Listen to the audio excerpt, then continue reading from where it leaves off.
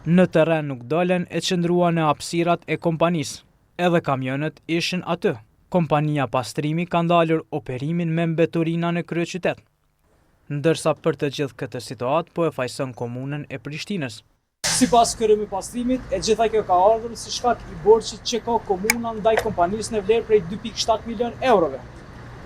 Mirë po kjo është mohuar. Nga komuna thonë se nuk e kanë asnjë cent borxh ndaj kompanisë.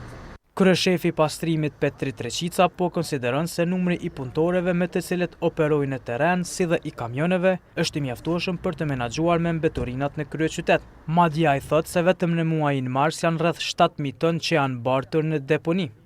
Me planin operativ na nevojiten 18 kamion për me operu dhe me kry shërbimin në Prishtinë. Po deri në ditën para se me na pamundsu operimi për shkak noftës, kemi operuar me 20 kamion vetëm për qytetin për Amisni.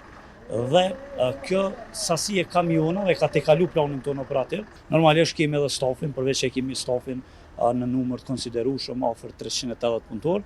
Pas gjendjes me mbeturina që ishte të mërkurën, kryetari Rama njoftoi në rrjetet sociale se ka nisur me largimin e tyre. Por pavarësisht kësaj, pjesa më e madhe e kryeqytetit është e papastruar nga mbeturinat, që janë stërngarkuar në kontejner. Komunalët thonë se kanë të kontraktuar një kompani për punë të tjera, por që mund të kryej edhe shërbimin me mbeturina, e cila sipas tyre që nga mbrëm ka nisur me mbledhjen e tyre. Ne ndërmarrjes pastrimi nuk kemi dashur asnjëherë t'ja ulim vlerën e kontratës të cilën e ka pas deri në fund vitit 2024 me Komunën e Prishtinës, mirë po kemi dashur t'i ofrojmë punë të cilat nuk kërkojnë mekanizëm të cilën ndërmarrja pastrimi edhe ashtu nuk e ka.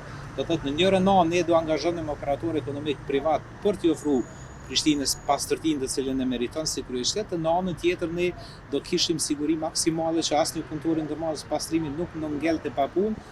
Sipas tij janë duke bërë përpjekje që kjo situatë të stabilizohet.